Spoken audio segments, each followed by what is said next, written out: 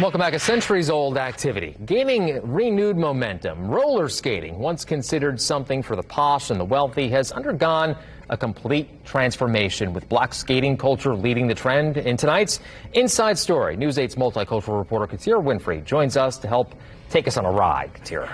Well, Phil, there's evidence that Indy's black skate culture goes back roughly 70 years or more, so the culture has been around for a while. But with so many people cooped up for the pandemic and wanting to get out, some newbies have been recruited. I met up with some pros who can really show you how it's done. When the wheels hit the hardwood, it's magic. What keeps me coming back is that type of excitement. And once you've found the groove, the music moves you. I love what I do. I love skating. Roller skating. This is life. You can't even explain it because it's beyond skating. It's a whole culture within itself. There's a melody found in each wheel rotation, and depending on how long you go, the symphony can last a lifetime.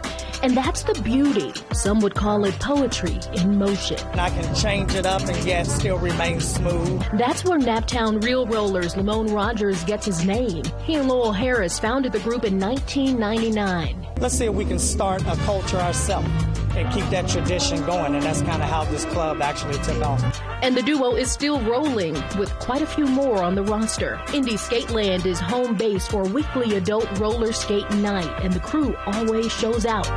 At the heart is a love for skating, fellowship, and community building. The important thing for this club was to bring people in, teach them the art and the flow of skating, and introduce them to something other than what's out there on the streets. The pandemic's devastation has opened up the skating world even more. This is where a lot of people come to get away. Further proving there's a freedom found out on the floor.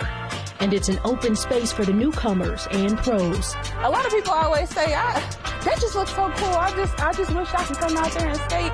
And you guys look amazing. Well, the only way you can get anywhere to where we are now is if you try it. Harris says when you talk about history, black skating culture grows deep in Indiana. That is one thing that has stayed alive within Indiana, is the black culture of skating. It has not only stayed alive, but it is growing and growing bigger. And the Naptown Real Rollers is a traveling skate group, so black skate culture isn't unique to Indiana. You'll find similar skating scenes around the country. Reporting in the studio, I'm WISH TV News 8's multicultural reporter, Katira Winfrey.